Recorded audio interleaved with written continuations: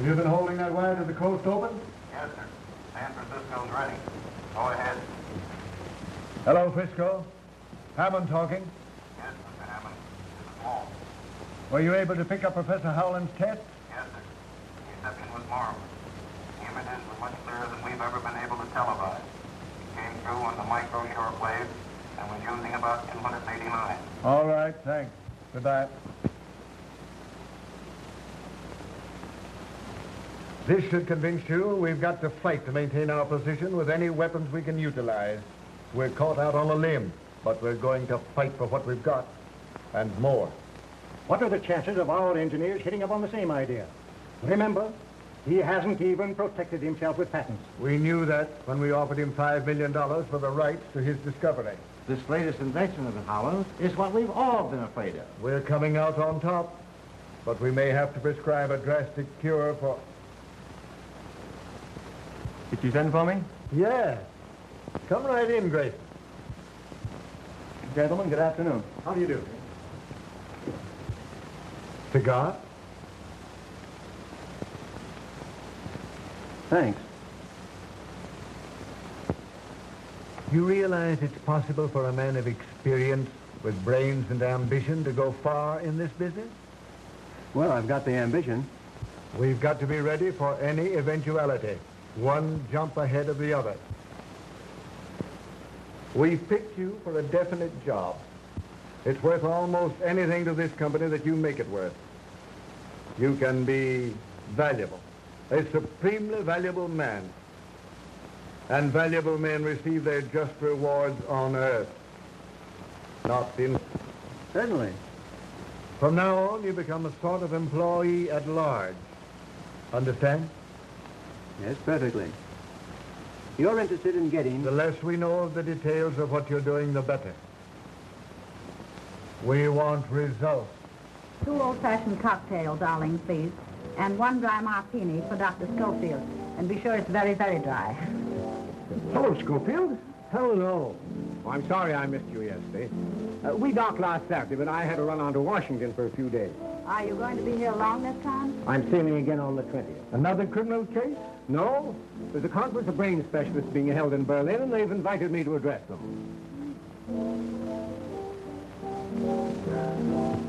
It's weird, the way you can diagnose a living brain. All the credit should go to men like Jim, who devote their time and money to develop the devices we use. We may invent things, but when you fellows get hold of them, you use them for an entirely different purpose. It's no sense you're trying to hide your light under a barrel. All Europe's wondering what this latest development of yours is going to do to television. That reminds me, dear. Here's a wire I just received. They picked up the test in Vancouver perfectly. Oh, that's wonderful. Wonderful. Congratulations. This sounds like a meeting of the Mutual Admiration Society.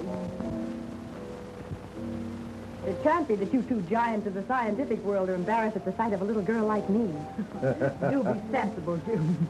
You think I'm sensible even if Mother doesn't, don't you, Doctor? I think you're Now, be careful. Your professional reputation's at stake.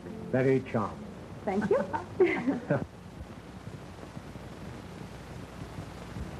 But Howland must realize that when he begins televising a regular schedule, he's liable to run into difficulties. In what way, sir? He may not be so fortunate in securing men like yourself when he increases his operating staff. I don't think there will be any difficulty. You'll admit there is always the possibility of an employee becoming disgruntled over some fancied injustice. Dissatisfaction always leads to temptation. There's always purchasers for valuable secrets. I see what you mean. However, I doubt you'll be able to convince Professor Howland. Think it over. Goodbye. Goodbye, Mr. Barry. Hello. Oh, hello. Package. Really? Please, Time magazine, will you? Oh, here you are.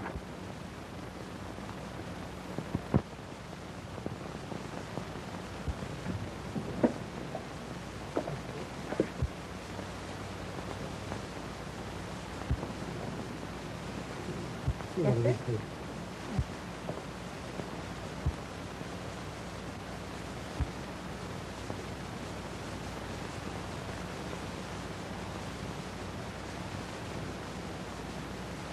Mm-hmm.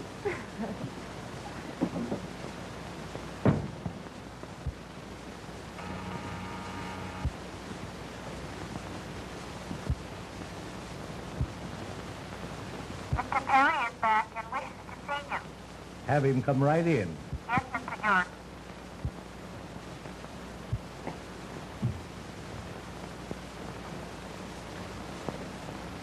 Well, well. This is indeed an unexpected pleasure. Sit down.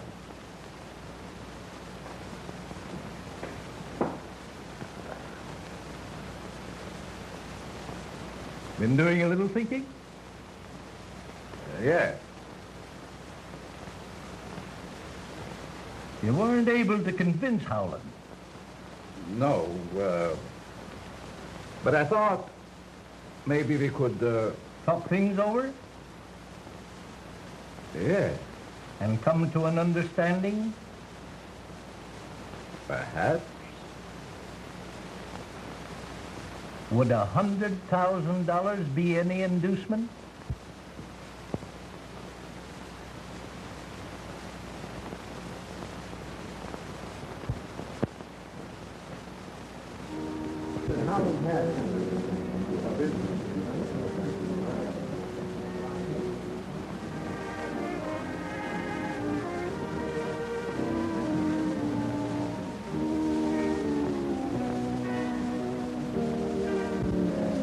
The last word in patriotical television, which I'm going to show you tonight, is so big that I'm really frightened every time I think of it. Why? Too many people realize its tremendous importance.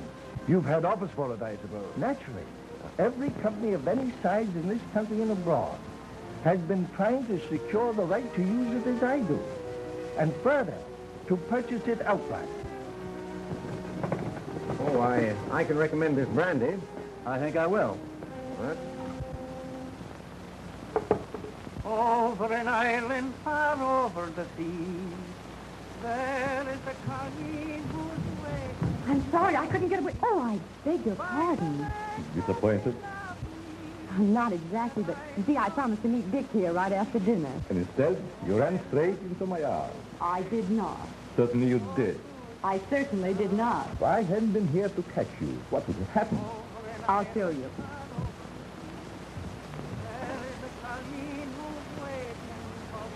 I would have been strolling sedately along, admiring the beautiful view and the wonderful moon. It is nice out here tonight, isn't it?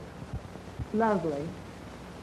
Over an island far over the sea, there is a colleen whose way... Here I am, Dick, over here. Oh. By the lake of Galilee, that I love... I came out for a breath of air, and June Now, almost... don't go telling tales out of school. Well, she did seem a little jumpy when she saw me. Are you nervous, dear? Not exactly. But I have kind of a funny feeling here. My heart doesn't want to stay where it belongs. It keeps going flippity-flop. I guess the excitement was too much for you. Well, we still have time for a short walk. Harry, will you join us? I'd like to, but there are still a few things I have to do before we go on the air. Some other time, perhaps.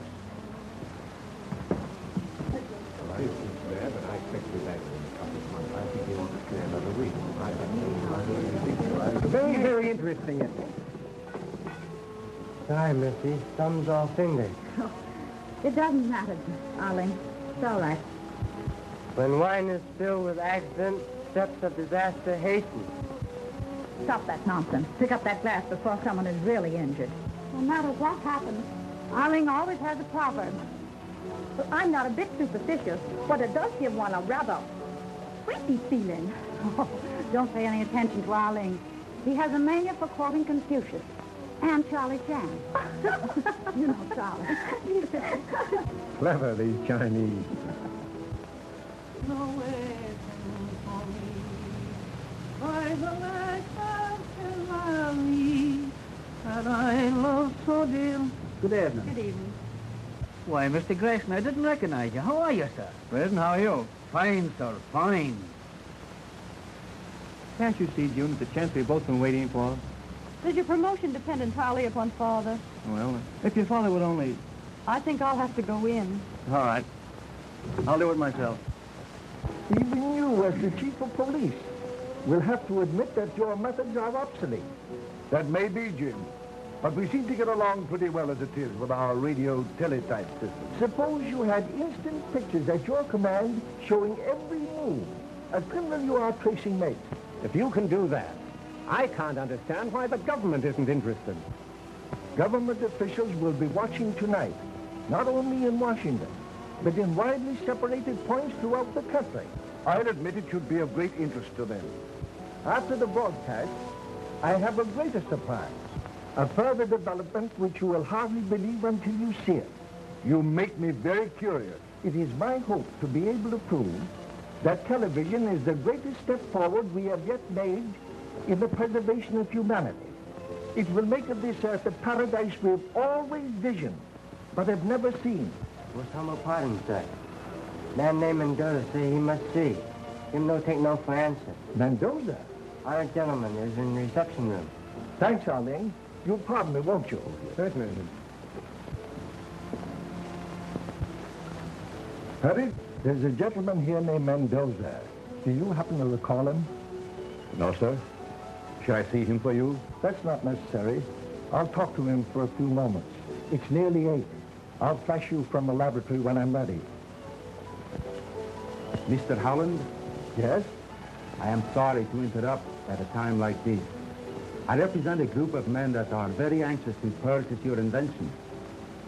I'm sorry, Mr. Mendoza. It is not for sale. They are prepared to pay anything you ask. I'm not asking anything. In that case, Mr. Howland, I must insist that you do not go ahead with the demonstration you are planning this evening. Just whom do you represent? I am not at liberty to tell you, but I assure you they are a very powerful group. Then there's nothing more to be said. Good night, sir. Good night.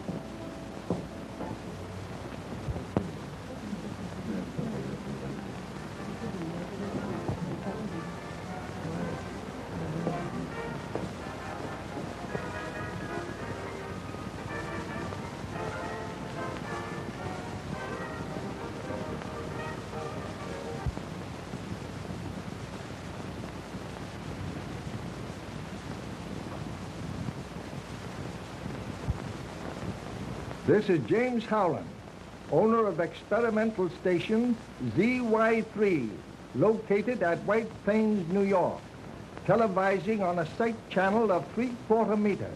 We are attempting to reach the entire United States direct without the use of relays. Our first presentation this evening will be I Had the Right Idea by Miss Florence, accompanied on the piano by my daughter, Miss June Howland.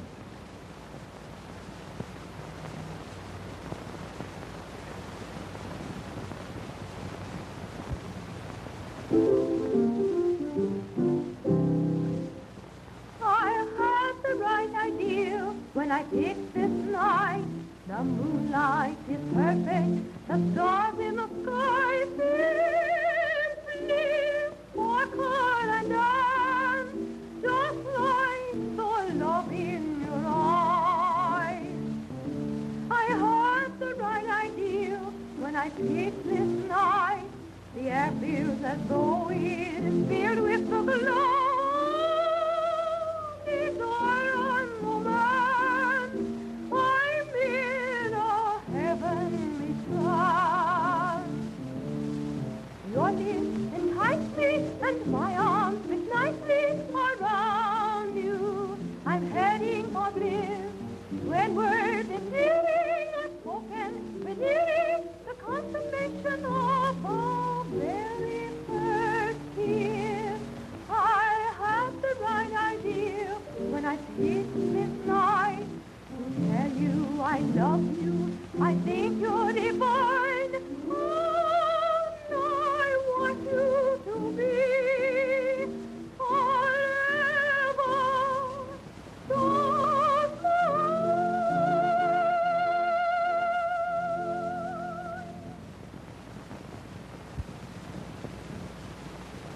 The few of us who are fortunate enough to have television sets have used them merely as a novelty.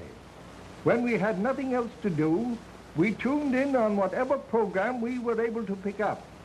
Due to the almost insurmountable obstacles encountered in the frequencies required and high-fidelity pictures, our transmissions were limited. But these obstacles, I am happy to say, have been overcome. This in itself was a scientific triumph, but still I was not satisfied. I felt that television should be something more than just another form of amusement. Therefore, I continued my experiments. I'm now going to show you the latest developments which deal with the transmission of television in the quasi-optical region. It is now 1:15 in Paris.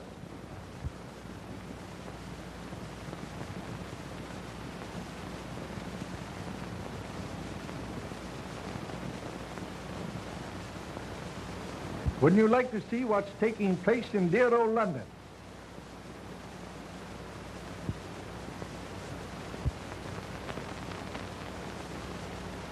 London still has its fog. The fog in London is a little too much for us.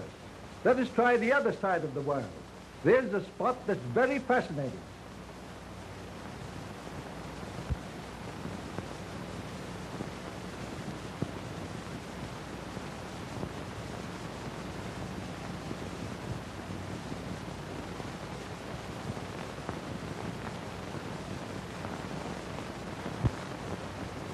I just remembered a phone call I should have made. Do you mind? Certainly not.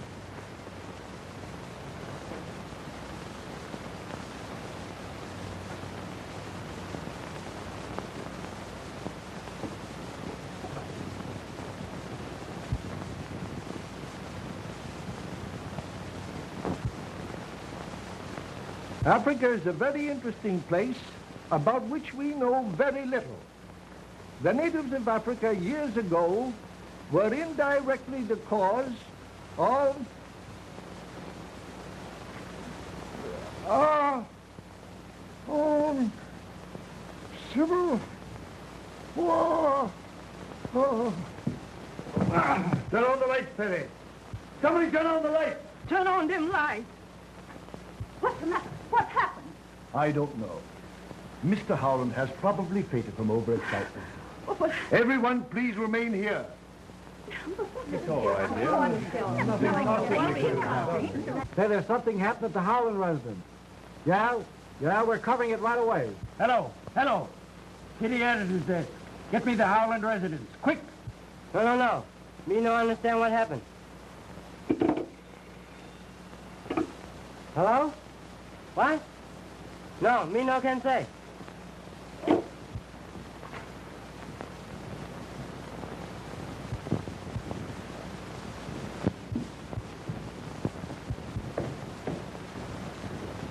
What's wrong? Mr. Howland is dead, sir. Dead?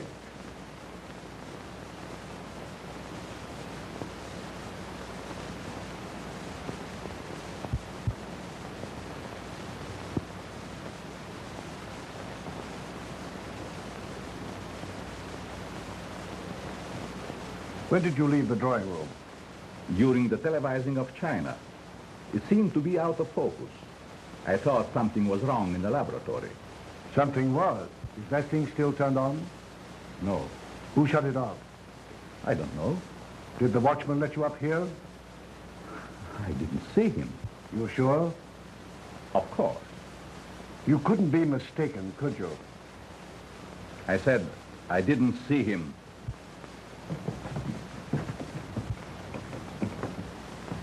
It would be better if you didn't.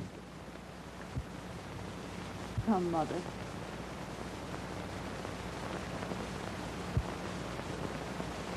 It looks to me like... Just a moment. See if you can find that watchman.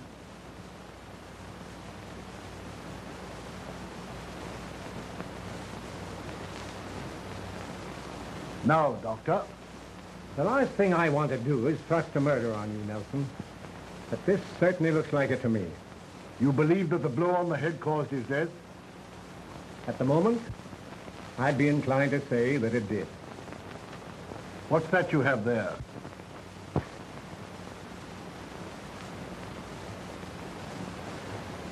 Some papers that were on the floor. Is there anything missing? A special cure.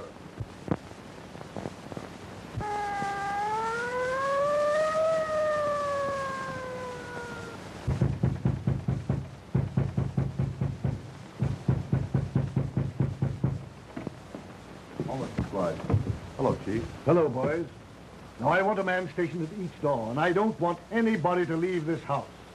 Fraser, you get a couple of boys and go up to the laboratory. Tell the coroner to phone his report to me here. Yes, sir. Refusing to let any of us go. But how could we be implicated? Well, there's no use worrying about that. It's merely a matter of routine. I hope you're right. Is it proper to infer you come on business connect with homicide? Never mind about that. Tell me what you know about Mendoza. So sorry, but humble servant know nothing about honored gentlemen. You sure of that? Regret. Humbly suggest you squander valuable time.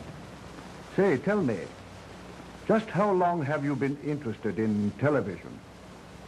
Since student days in China, have honored to be one of 12 students sent all over the world to learn from masters. Did Howland know that? Such matters are not yet presented. Wonderful. Too bad it was out of focus in spots, isn't it? You must be mistaken. The detail was perfect. You're certain? As a matter of fact, I've never seen anything quite so clear. It was a revelation to me. Did you, by any chance, notice anything just after Howland fell? You mean the shadow that flashed on the screen? Yes. Could you tell what it was? It looked to me like the reflection of a person going toward him. Did you see Miss Spencer leave the laboratory? I sure did, with her sweetie. Shortly after that, I started to light me pipe when somebody snaked up and grabbed me from behind. Oh, I'd like to get me hands on him. Think you could recognize him? Appreciate for Howland's invention. Who hasn't? Of course, you're interested in it from a business standpoint. Well, I guess you'd call it that, yes. Then why didn't you stay for the entire demonstration? I promised Joan I'd meet her when she's finished. Did you? Certainly. Where? At the laboratory, of course. Did you stop on the way or go direct? Well, no. That is, when I left the house, I thought I saw someone moving among the trees. Whoever it was got away. I met June as she came down. Did you return directly to the house? Well, no. Aren't you getting a little bit personal? Come in.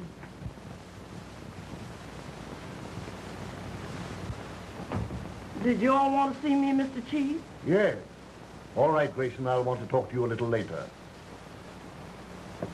There's nothing to be nervous about, Isabella. That's what you think, sir. But you ain't been listening to Chinese death and just asked the simple since Mr. Howland died. All this excitement ain't too much for my heart. That's what I want to talk to you about. My heart? No. I didn't have nothing to do with it, honest, I didn't. I'm sure you didn't. But did you see anybody come through the kitchen earlier tonight? I didn't see a soul. Were you there all the time? No, sir, I wasn't. Where were you? I was peeping in at the pictures. Well, if anybody went through the kitchen, you'd have seen them, wouldn't you? No, sir, I wouldn't. Why not? I wasn't there all the time. If you weren't in the kitchen and you weren't in the drawing room, for goodness sake, where were you? I was... Where were you? Oh, Mr. Chief, please.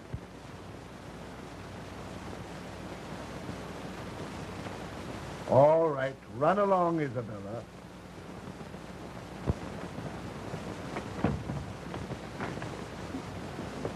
Is my face red?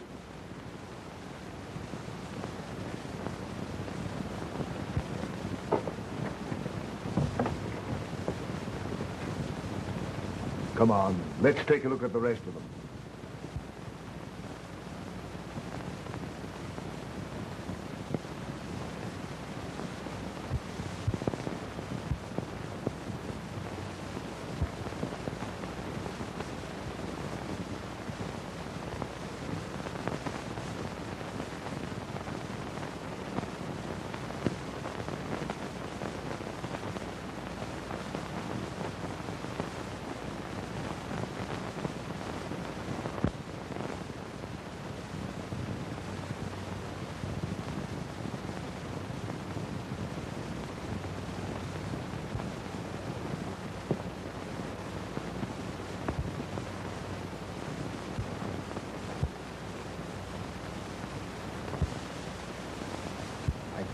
center of attraction.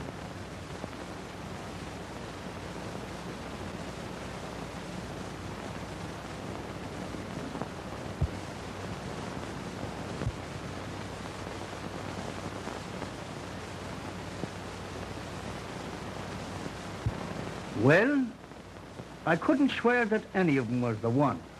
They all look alike to me in that soup and fish get-up. That's all for now, Reardon. Just how long have you been with Howland? I should say, let's see, about 7 months. How important a factor is the tube you said was missing from the television set? It's the most vital part of the hookup. Could it be duplicated? I doubt it. Mr. Howland designed it himself. Without his drawings, I'm sure it would be impossible. That's all for now. By the way, Doctor, did you see anything that looked like a figure going across the screen just after Howland collapsed? Sorry, I didn't. I was phoning at the time. Phoning? Yes, I called my office, but no one answered. That makes 3 people that were out of the room. Of course, you didn't leave the premises. I know what you're thinking, but you're wrong. Neither Perry nor Grayson had anything to do with this. Doctor, I'm sure Howland was murdered right before my eyes. I don't know how or by whom. But to me, everyone's guilty until he proves himself innocent. You shouldn't champion anyone. You know, I'm liable to get the idea that you know who did it. How do I know, Chief, that you didn't? Oh.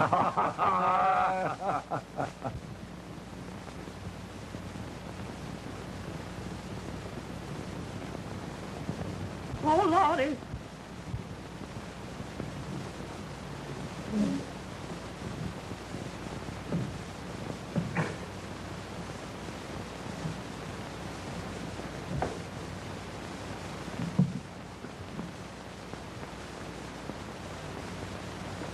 This is Mommy. Wait a minute. Let's go. Hold that knife, boy. This is Mommy. I know, but I got... Show you. I got my business for them in here. Wait a minute. If you'll put that toad sticker up, you won't need it. There's more than one way to skin a cat. Hey, sister, if you stop shimmying, I'll just slide by.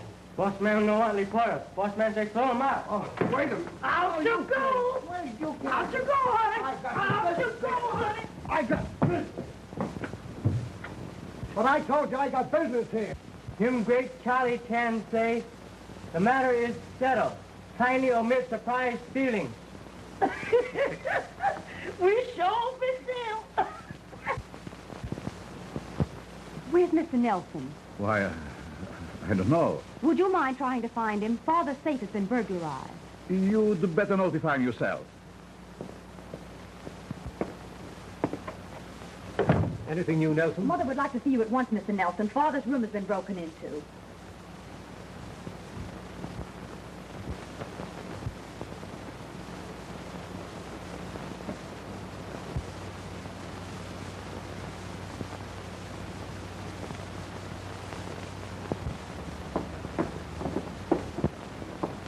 Everything's just as I found it.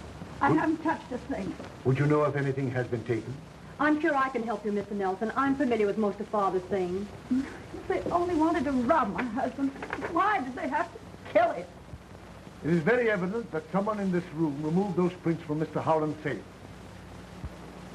Everyone is more or less under suspicion. And I'm asking that you all submit to a thorough personal search. A matron will be here in a few minutes, and I am sure the ladies will have no objection. I never knew a policeman was as nice as Mr. Nelson. I suppose the only time you've ever met one was when he yelled, "Pull over there, lady. Where do you think you're going, to a fire?" Nobody is to leave this house until those papers are found. I'd advise you, gentlemen, to submit it. Because if you don't, I'll hold every one of you for the next 72 hours. And I assure you they won't be the most pleasant hours you've ever spent. Well? I have no objection.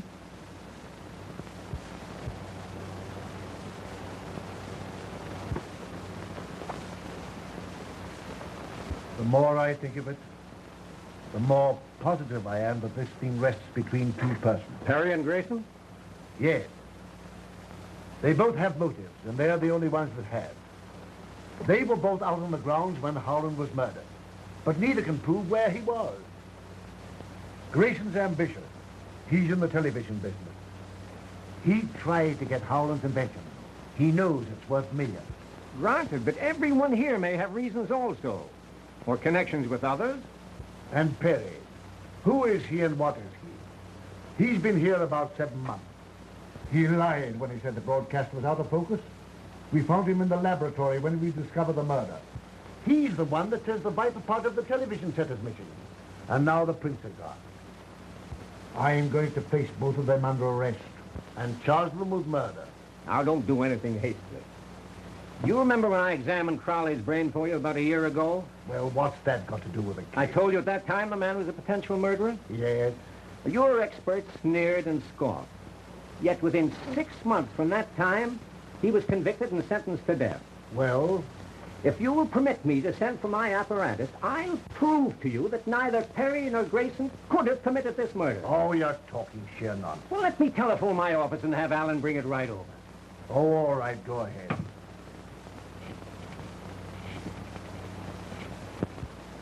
You'll notice the nerve centers are invested by 3 membranes, which lie between them and the bones that form the walls of the cranial cavity and spinal cord. Yes?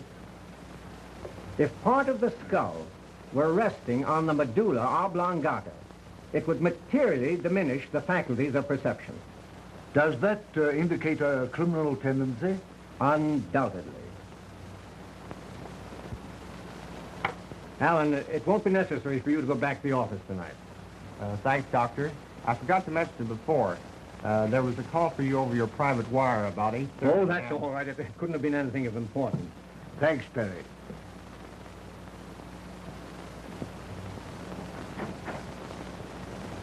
Have I convinced you, Nelson? Well, I don't know. Perhaps you have. Then you agree with me that neither of these men are guilty? In a way, yet yes, I'll agree with you. The only difference in their brain development is the size, and scientifically, that has no significance.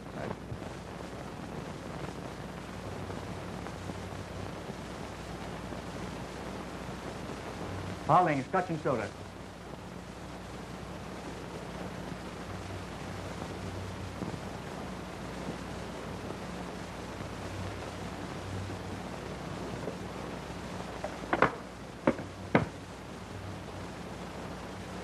Glad I happened across you. The inspector wants to see you. He's upstairs. Oh, thanks. Well, I wonder what he wants this time. He wouldn't say.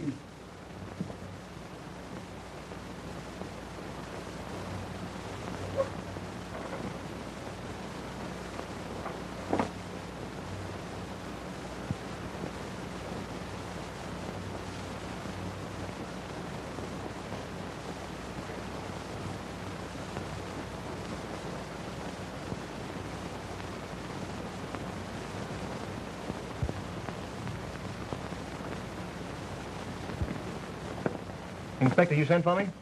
Huh? No. Well, he... Funny.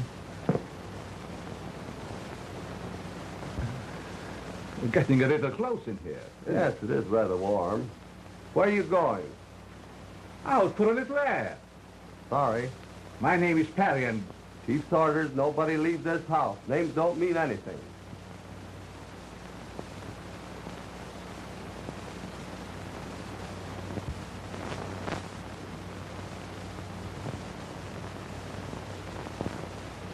I keep telling you, I got business here, and I don't want to be roughed up like this. I tell you, I wouldn't come into a house. I told you I got business. I keep telling you I got business here. Can't you understand? That guy, I don't know how he gets in, but he's giving us a lot of trouble.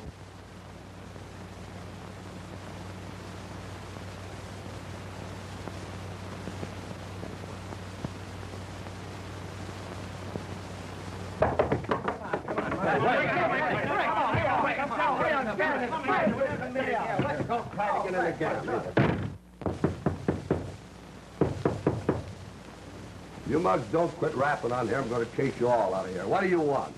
My name's Jordan. Chief Nelson sent for me. Okay, that's right. Go ahead. That's right, Coroner. Call me here as soon as you made an examination. Okay. I'm Jordan. Don Jordan. Of the International Television Corporation? Yes. You seem to be very concerned about Howland's death. I was watching his broadcast. When he collapsed, I telephoned here but couldn't get any information. So I telephoned headquarters. Well? I want to know if he died from natural causes or if he was... Murdered? Yes. And if he was? I think I know who did it. Suppose you tell me he was murdered. Howland had an invention which we were all more or less interested in, and... Never mind the preliminaries. Get to the point. Well, it's rather difficult, but I'll try. A certain party came to me. Who was it? A man by the name of... Who? Perry. Go ahead. What else? During our conversation, I made him an offer of a substantial sum if he would use his, that is, his influence with Howland in our behalf. What do you mean by a substantial sum? $100,000. As a bribe? Absolutely not. The money was offered as a gesture of goodwill. If we had someone on the inside, we stood a better chance than the others. We'll see what Perry has to say about this.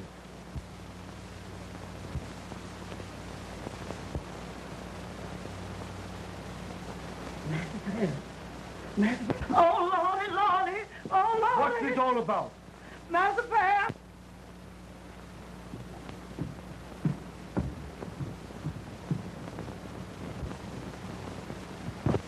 He's the man who came to my office. You sure? Positive. I wonder who could have done it. It's a mystery to me. That am Arling's knife. It was stuck away in the corner of the bedroom. This is yours, isn't it? Yes. The knife belonged to me. Then why did you kill Perry? Mr. Perry is a very good friend. Chinese do not repay friendship with death. You're lying. You know you killed him. Charlie Chan say, sometimes look frightful liar. Take him to his room and see that he doesn't leave there. Master say, he who takes what gods may send has learned life's most important lesson.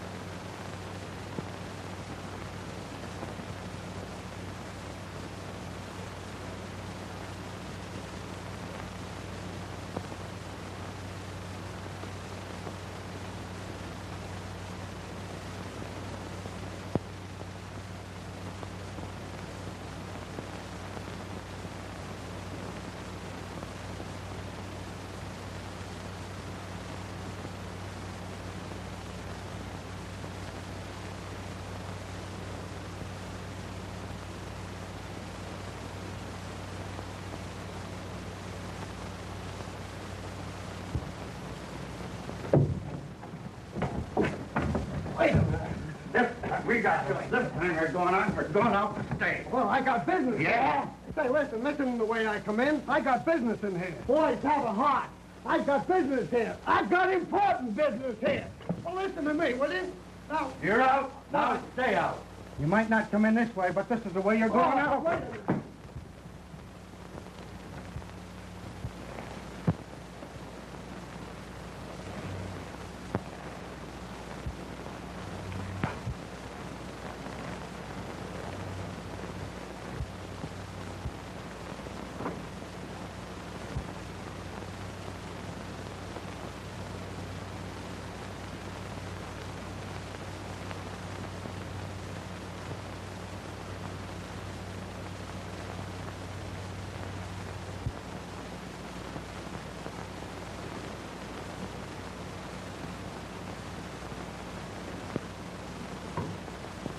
No, thank you. Mr. Nelson, I know it sounds perfectly silly, but I just saw Perry. Why, that's impossible. Now, dear, you're naturally upset and nervous. That doesn't alter the fact that I saw him. Don't you think you'd better take something to quiet your nerves? June, where did you see him? In the upper hallway. Oh, Lordy, Lord, I done seen a ghost. Oh, I done seen a ghost. I know I seen a ghost. Oh, Lordy, Lordy, I know I seen a ghost. I know I saw a ghost. Oh, Lordy, damn that ghost again. Did that ever come alive? Mister, don't let him touch me. Be sensible, Isabella. He's not a ghost. What does this mean, Perry? I'm sorry, Chief, that I wasn't able to take you into my confidence before.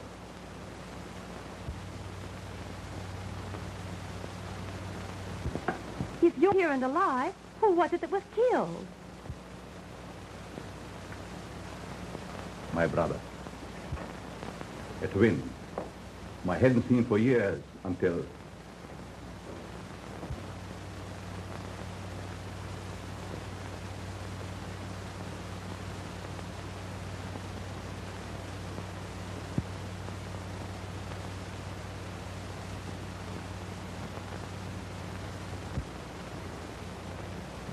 Damn, all things nice. It's tucked away in the corner of the bedroom. This is yours, isn't it? Yes, knife belonged to me. Then why did you kill Perry? Mr. Perry is very good friend. Chinese do not repay friendship with death. You're lying. You know you killed him.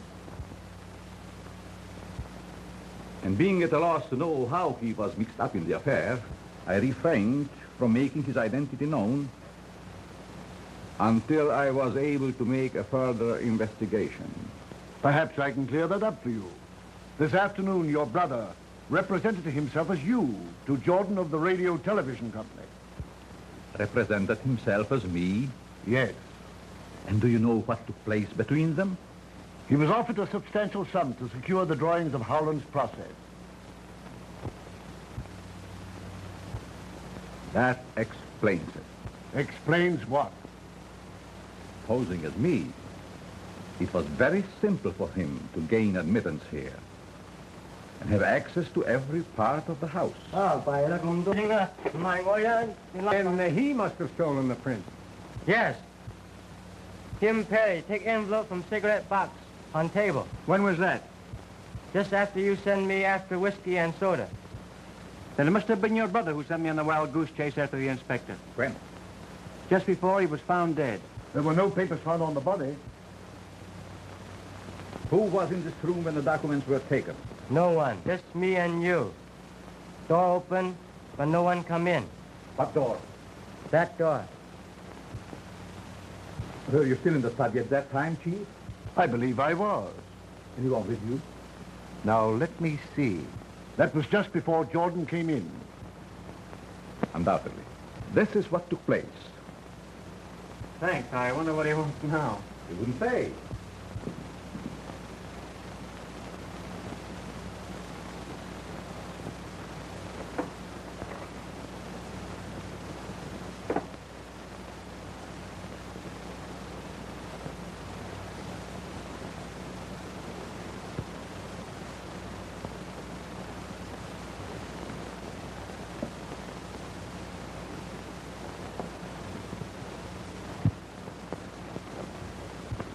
Isn't that correct, Doctor? Yes, I did see you, or rather, as you say, your brother take the papers. Earlier tonight, in view of thousands, Mr. Howland was killed by his own invention. His killing was not accidental. It was a deliberately conceived, cold-blooded execution, cleverly maneuvered so as to give the murderer a perfect alibi. Little did Professor Howland realize the surprise he promised you would aid in discovering his murderer. Tonight, a permanent record of everything televised was made on film. Now you're going to see part of that record. Many of you, no doubt, have seen or heard the radio demonstration of starting an automobile motor by voice vibrations. this is not a difficult thing to do. In this instance, the murderer used sound instead of voice. At exactly 8:29, Dr. Schofield made a telephone call from this house to his office.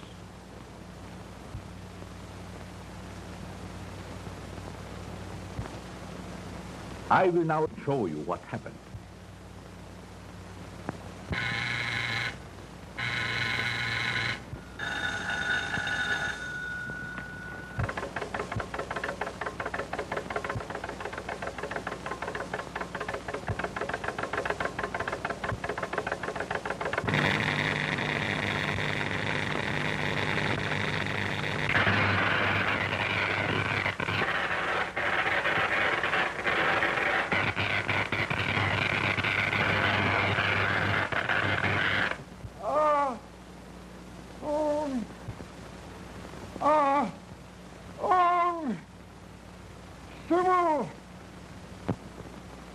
The light that you just saw envelop Professor Howland caused his death.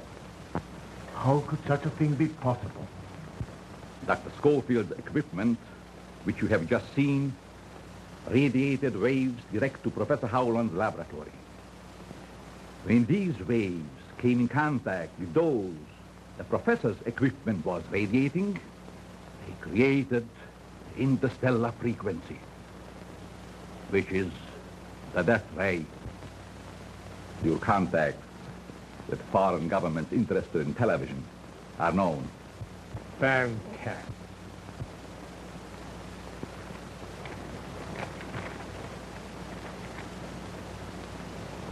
Do you recognize this?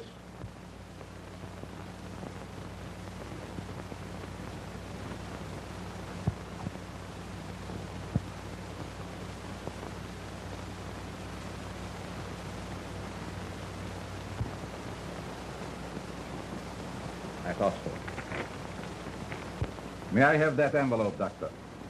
I'm sorry I can't accommodate you.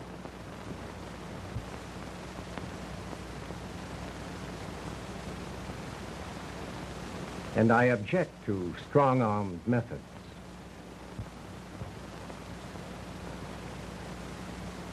Perhaps you would like to have a look at this.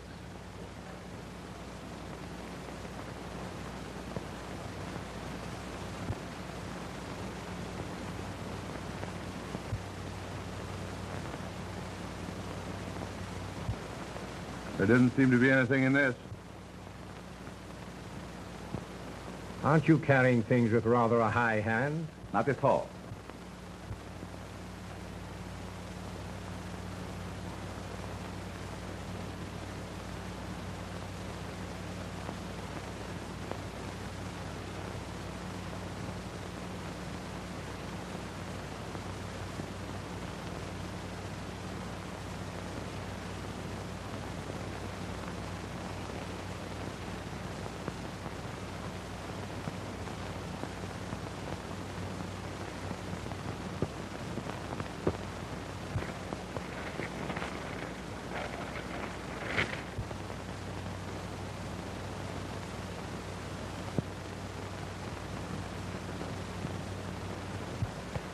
You nearly succeeded in accomplishing the impossible, a perfect murder.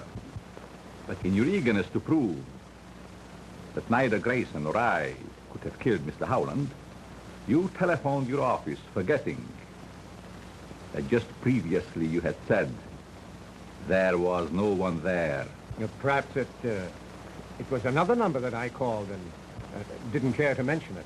Trying to be evasive, Doctor, won't help. Because your assistant let slip that your private phone rang about the same time when Howland was killed. That led me to investigate. When you saw the very thing in another's possession for which you had committed murder, you took a dagger from Arlene's room and followed my brother. You killed him, believing the suspicion the knife would cast on the houseboy would let you get away without any difficulty.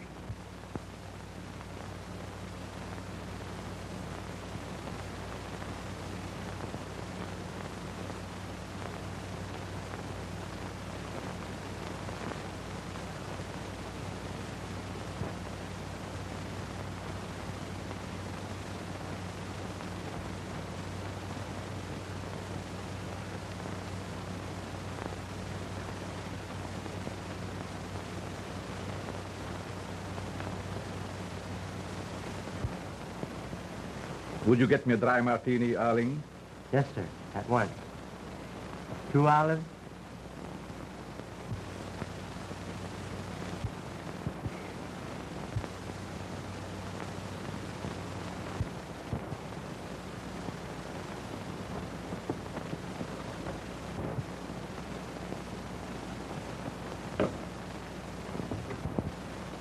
As Arling would say, even though the eyes may see, the mind will not believe.